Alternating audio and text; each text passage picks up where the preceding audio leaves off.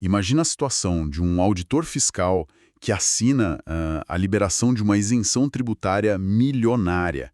Só que tem um detalhe bem importante aí. A isenção era uma fraude. Uhum. E aí fica a pergunta: esse auditor cometeu um crime contra a administração pública ou ele foi apenas, vítima de um processo mal instruído com páginas trocadas no meio daquela pilha de documentos? Nossa, essa é a linha fina que separa um erro burocrático de passar anos atrás das grades. Exatamente. E é bem nessa linha que as bancas examinadoras adoram focar.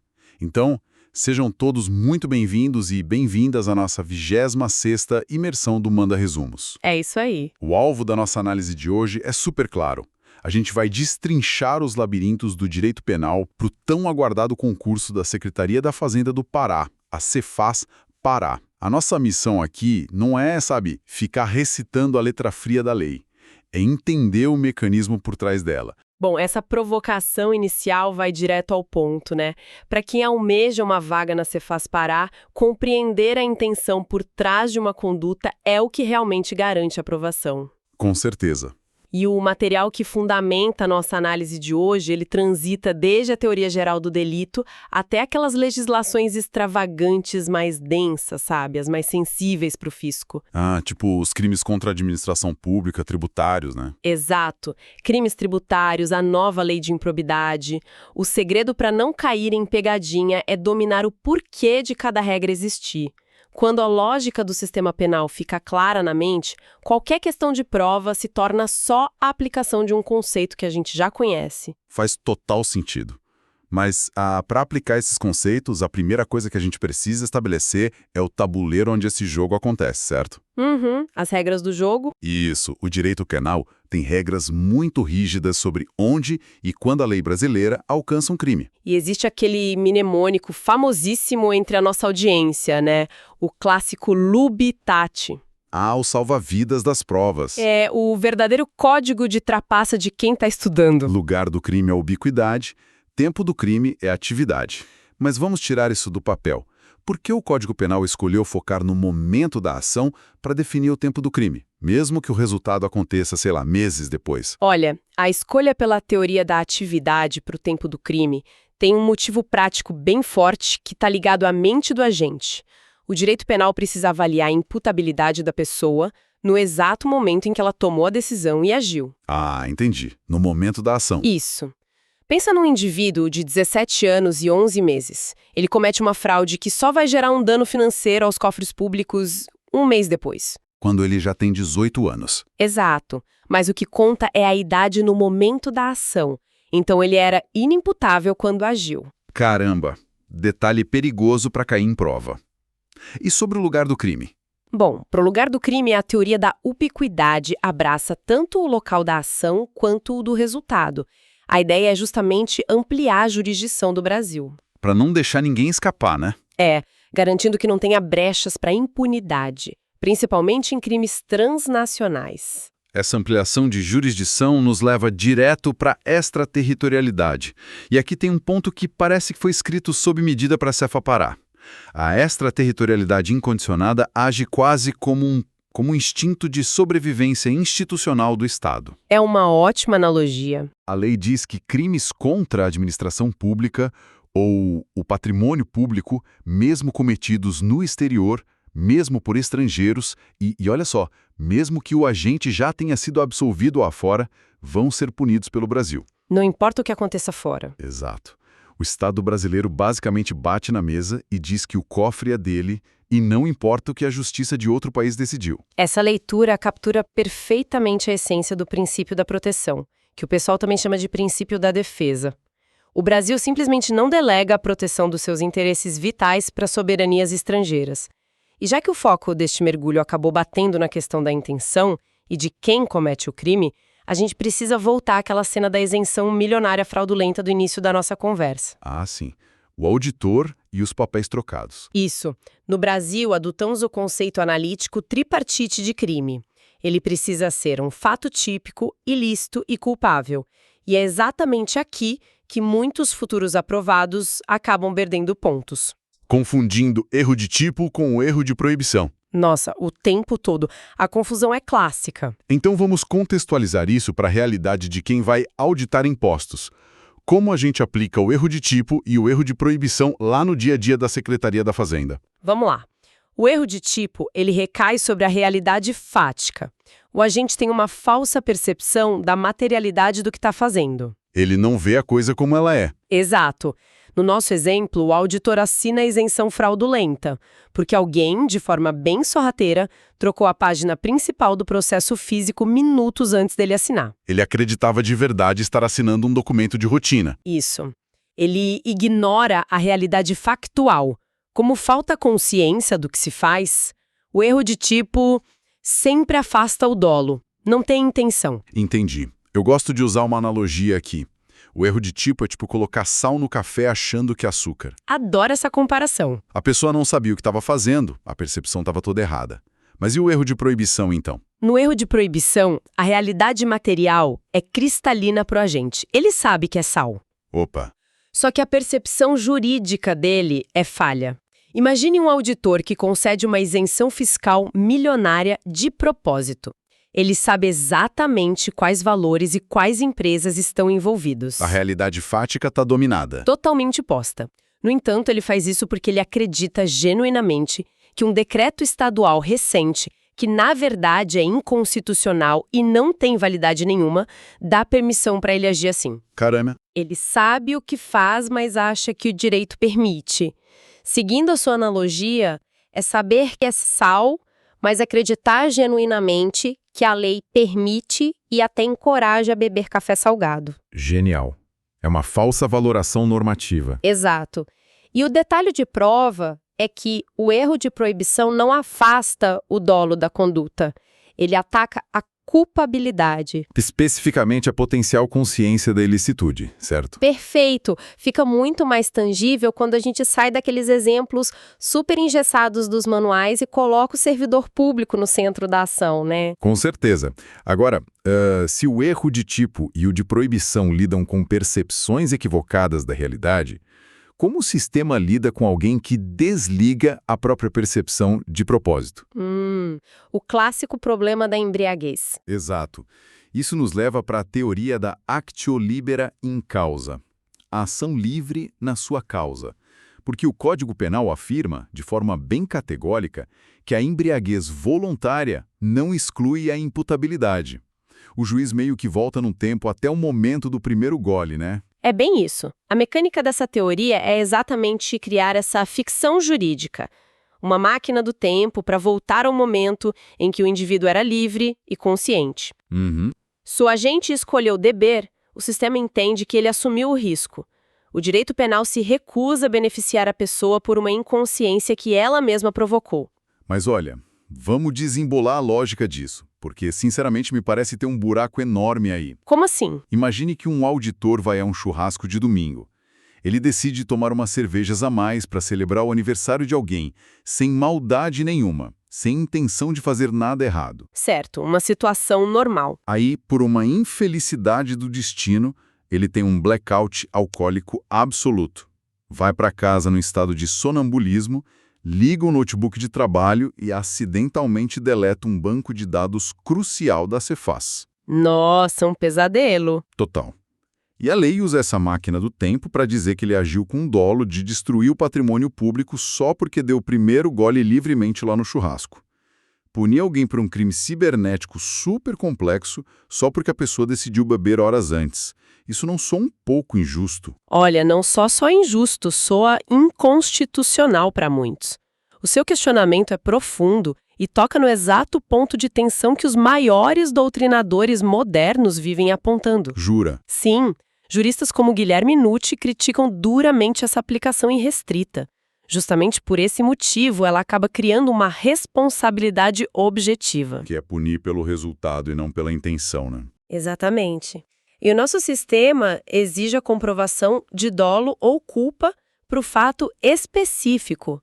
A intenção de beber no churrasco não é, nem de longe, a intenção de cometer um crime cibernético contra o fisco. Faz todo sentido. Por isso que a doutrina mais avançada sustenta que a punição integral, através dessa teoria da actio libera in causa, deveria se restringir aos casos da chamada embriaguez pré-ordenada. Espera, aquela situação onde o agente bebe especificamente para criar coragem de cometer o crime, certo? Exato. Na embriaguez pré-ordenada, o dolo de cometer o crime já existe antes mesmo do primeiro copo. A bebida é só um instrumento. Apenas um facilitador. Nesse cenário, sim, a ficção de voltar no tempo faz sentido lógico e jurídico, porque a intenção criminosa já habitava a mente do agente quando ele estava completamente sóbrio. Caramba, que distinção importante. É o tipo de nuance entre a regra geral do Código Penal e as críticas doutrinárias que a banca da Cefaz Pará adora explorar. Ficou alerta máximo para nossa audiência que está com o caderno de anotações aberto. E antes da gente avançar para o núcleo duro da atuação da Cefaz, que é essa intersecção entre o patrimônio privado e a administração pública, eu vou fazer uma pequena pausa estratégica no nosso encontro. Boa. A jornada de estudos exige foco, a gente sabe, mas ela não precisa ser solitária. Então nós convidamos ativamente quem nos escuta a deixar comentários aí na plataforma de áudio. Queremos saber o que o que a audiência está achando dessa imersão. Exatamente. E mais importante ainda, enviem pedidos com os novos conteúdos. Mandem as legislações extravagantes, teses ou matérias que desejam ver nas nossas próximas imersões do Manda Resumos. O nosso roteiro é desenhado justamente para cobrir as reais dificuldades de quem vai enfrentar a prova. Com certeza. Essa participação constante de quem está na linha de frente estudando é o melhor termômetro que a gente pode ter. Bom, voltando ao nosso mapeamento. A rotina de um auditor envolve diretamente análise de transações patrimoniais e muito documento, né? Muito, o tempo todo.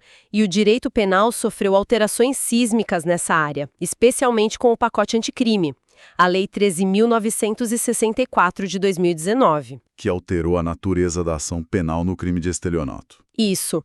O estelionato passou a exigir representação da vítima na imensa maioria dos casos. Mas qual é a lógica do legislador ao fazer essa mudança? Tipo, por que o Ministério Público perdeu o poder de processar o fraudador por conta própria num crime de fraude? A justificativa central é que o estelionato é um crime patrimonial sem violência física ou grave ameaça. Então, o Estado passou a entender que, em disputas puramente financeiras entre particulares, a vítima é quem deve ter o poder de decisão sobre expor ou não a situação num processo criminal. Que é sempre público e desgastante, né? Exato. O Estado meio que dá um passo atrás nas relações privadas. Contudo, sempre tem um contudo em provas de concurso. As exceções. Sim, há exceções expressas em que a ação continua sendo incondicionada. E a principal delas, que brilha os olhos da banca da Cefaz, é quando a vítima é a própria administração pública. Faz sentido. Se a fraude afeta o cofre do Estado, a vontade de um indivíduo não importa. O Ministério Público atua de ofício. Exatamente. O dinheiro é público. E essa fraude contra o cofre público frequentemente começa na ponta da caneta. Ou melhor, na falsificação de documentos. Tem uma diferença clássica aí que precisa estar no sangue de quem vai fazer a prova. Falsidade material e falsidade ideológica. Isso. A material é a adulteração física, o documento que foi fabricado do zero, rasurado com uma gilete, sei lá. E a ideológica é a mentira inserida num documento que é fisicamente verdadeiro. Perfeito. O papel é real, a assinatura é real, mas a informação ali dentro é uma farsa. Mas a grande questão é que quase ninguém comete falsidade apenas pelo prazer de falsificar um papel, né? Esse crime é quase sempre uma ponte, um meio para se atingir um fim maior e mais lesivo. Que geralmente é o desvio de dinheiro. Exato. Essa análise causal está certíssima.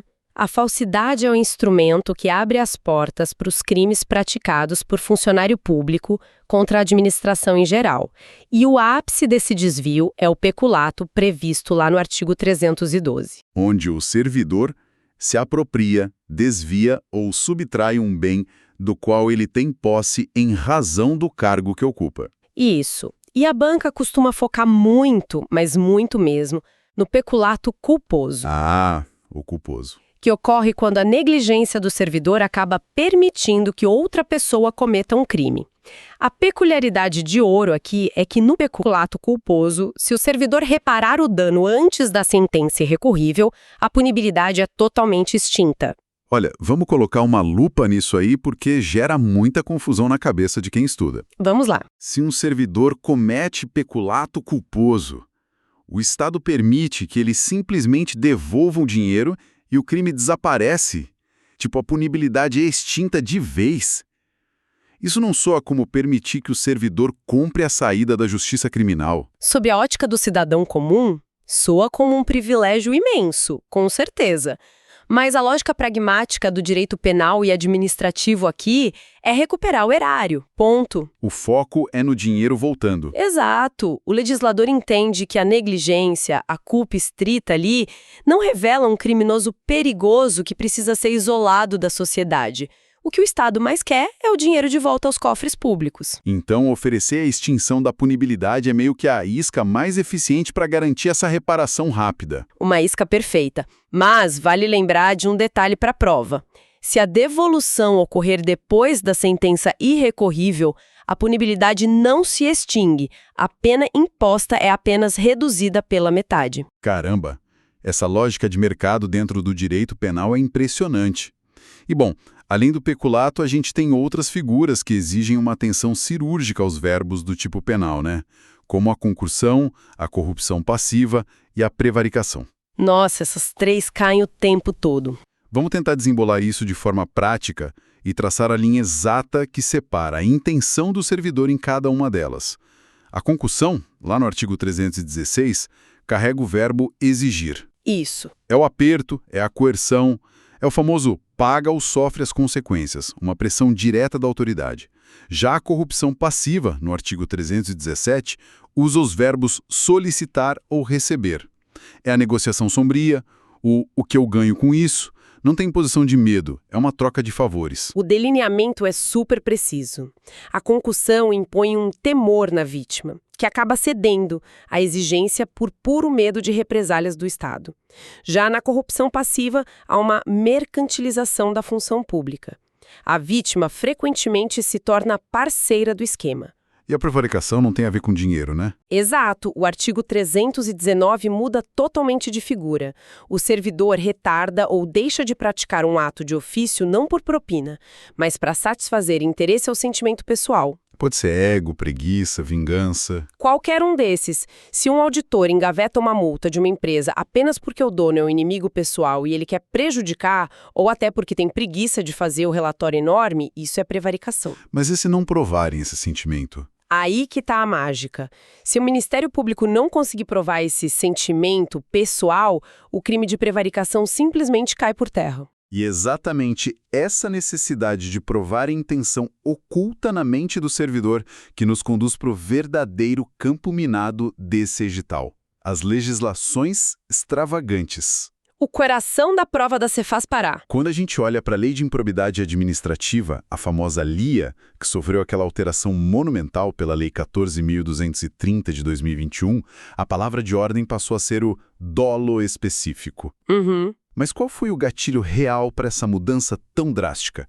Porque o Congresso decidiu que punir a negligência ou a culpa não servia mais na seara da improbidade, que inclusive tem natureza civil e não penal. Olha, o gatilho principal foi um fenômeno que ficou muito conhecido na administração pública como o apagão das canetas. Apagão das canetas. Isso. Sob a égide da lei antiga, gestores e servidores estavam completamente aterrorizados. Por medo de assinar qualquer coisa. Exatamente. Qualquer erro procedimental, qualquer falhazinha administrativa sem má-fé nenhuma, poderia render um processo de improbidade por modalidade culposa, com bloqueio de bens, perda da função. Nossa, o risco era gigante. Isso engessou a máquina pública. Ninguém mais queria assinar nada inovador por medo da punição. Então, a exigência do dolo específico, que é a vontade livre e consciente de alcançar o resultado ilícito, não bastando só a voluntariedade da conduta, veio para blindar o administrador honesto. Aquele que apenas errou tentando acertar. Isso, reservando a LIA, especialmente na modalidade de enriquecimento ilícito, que é a mais grave, para quem realmente age com desonestidade para lesar o erário. De autoridade. A lei deixa expresso que a divergência na interpretação de lei ou na avaliação de fatos e provas não configura abuso de autoridade. o que é um alívio enorme para quem trabalha na ponta. É um escudo vital para o auditor fiscal da Cefaz, porque ele pode autuar uma empresa com base numa interpretação mais dura da norma tributária, sabendo que, se o judiciário derrubar essa autuação lá na frente, ele não vai ser tratado como criminoso. Desde que não tenha agido com a finalidade específica de prejudicar o contribuinte. Exato. A Lei de Abuso de Autoridade, a 13.869 de 2019, exige que o promotor prove que o servidor agiu com dolo específico de prejudicar outrem ou beneficiar a si mesmo, beneficiar a terceiro ou até por mero capricho. Sem isso, a conduta é atípica. E conectando essa proteção da atuação fiscal com o objetivo final da Cefaz, a gente chega nos crimes tributários regidos pela Lei 8.137 de 1990. O ápice do nosso roteiro. Aqui, os crimes se dividem basicamente em materiais, lá no artigo 1º, que exigem a efetiva redução ou supressão do tributo, e os formais, no artigo 2º, que se consumam apenas com a conduta. E é nos crimes materiais tributários que reside a grande controvérsia jurídica da nossa análise de hoje, a famosa súmula vinculante 24 do STF. Essa súmula cai em todas as provas, sem exceção. Deixa eu ver se eu entendi o peso, a gravidade e o alcance prático disso. Imagina que um grande empresário omite milhões em receitas. A Cefaz descobre a fraude e o auditor faz a autuação. Procedimento padrão. Imediatamente, o empresário entra com um recurso administrativo contestando o valor. E a gente sabe que isso pode arrastar o processo na Secretaria da Fazenda por anos a fio. Verdade, anos e anos. Durante todo esse tempo, a súmula vinculante 24 diz que o Ministério Público está de mãos atadas. O crime material tributário literalmente não existe para a Justiça Penal até que esse processo administrativo acabe definitivamente. Olha, a leitura é dura, mas ela é estritamente correta. A súmula vinculante 24 estabelece que não se tipifica crime material contra a ordem tributária antes do lançamento definitivo do tributo. Caramba! Enquanto houver discussão administrativa pendente, não há constituição definitiva do crédito. O Supremo Tribunal Federal entendeu que se o próprio Estado ainda está debatendo se o imposto é devido e qual o seu valor exato, não faz sentido acionar o aparato criminal punitivo para prender o devedor por suprimir um tributo que ainda é incerto. O fim do processo administrativo é a condição de procedibilidade para a esfera penal, então. A linha de chegada da administração é o tiro de largada para o penal. Exatamente isso. Mas a consequência disso é muito brutal. E fica ainda mais complexo quando a gente adiciona a regra da extinção da punibilidade pelo pagamento. Nossa, esse é o ponto mais polêmico de todos. Porque se, depois de uma década brigando, o processo administrativo termina, o lançamento vira definitivo, o Ministério Público denuncia o fraudador e ele está lá prestes a ser condenado, se ele simplesmente sacar o talão de cheques e pagar integralmente o tributo com as multas, o crime também desaparece, a qualquer tempo. A qualquer tempo. Isso não corrobora aquela tese de que, no Brasil, quem tem poder econômico basicamente pode comprar sua saída do sistema prisional pagando a conta no final do jogo? Do ponto de vista da sociologia criminal, essa é a principal crítica que se faz à legislação de crimes tributários no Brasil. É inegável que ela acaba criando um sistema de justiça de duas velocidades. Como assim? Para crimes patrimoniais comuns, tipo um furto simples, devolver a coisa roubada não extingue o crime. No máximo, vai reduzir a pena pelo arrependimento posterior. É verdade. Mas para os grandes sonegadores, o pagamento integral do tributo extingue a punibilidade criminal totalmente. Contudo, sob a ótica da política macroeconômica, o legislador fez uma escolha clara e muito pragmática. Qual? O direito penal tributário atua apenas como uma ferramenta extrema de coerção. Ele é uma espécie de cobrador de luxo. O Estado prefere o dinheiro nos cofres para financiar saúde, educação, segurança, do que um empresário preso que só custa dinheiro ao sistema carcerário. Nossa, é uma lógica de arrecadação muito acima da punição moral. É o direito penal rendido à necessidade de fazer caixa.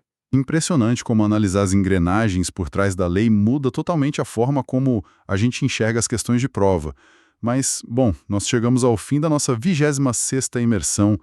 E que percurso denso e revelador a gente teve hoje. Foi intenso mesmo. Nós iniciamos debatendo os limites de onde a lei alcança, mostrando que a extraterritorialidade incondicionada é o escudo do Estado contra crimes feitos no exterior. Mergulhamos na mente do agente para separar a ignorância do erro de tipo da falsa convicção jurídica do erro de proibição. Fundamental. Depois, a gente questionou duramente a ficção jurídica por trás da embriaguez punida pela teoria da ação livre na sua causa.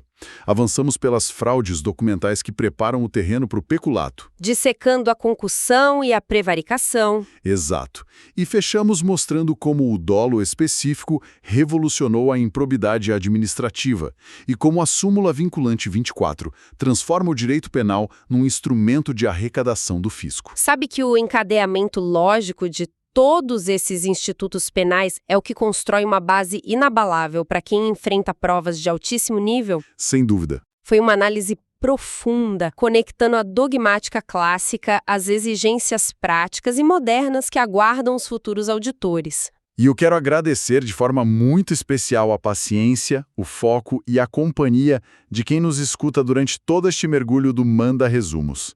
A persistência nos estudos é o que transforma aquele edital em nomeação. Com toda certeza, o esforço compensa. O recado final é simples. Fiquem ligados, assinem o nosso feed aí na plataforma de áudio e não percam os nossos próximos encontros, onde a gente vai continuar a mapear atalhos estratégicos para a aprovação. E só para não encerrarmos sem aquela centelha de reflexão, eu deixo um questionamento que já bate à porta da Secretaria da Fazenda. Opa, manda! Hoje, nós passamos o encontro inteiro provando que a lei de improbidade e a de abuso de autoridade exigem do servidor o dolo específico, aquela vontade íntima, humana e consciente de lesar, certo? Certo. No entanto, o futuro da fiscalização já começa a ser dominado pela inteligência artificial e por algoritmos de autuação em massa. Se amanhã o algoritmo da Cefaz cometer um erro sistêmico absurdo que beneficie grandes corporações de forma ilícita ou que prejudique o Estado em bilhões, onde o direito penal vai procurar o dolo específico? Caramba. Será que a responsabilidade vai recair sobre programador que cometeu uma falha lá atrás, imputando a ele uma culpa que a nova lei de improbidade nem aceita mais? Ou será que o direito penal vai ter que evoluir para punir a máquina? Olha, é um paradoxo assustador e fascinante ao mesmo tempo. A legislação baseada na mente humana sendo engolida pela automação da auditoria. Fica essa reflexão super densa para ecoar na mente de quem está estudando, enquanto os livros e PDFs continuam abertos.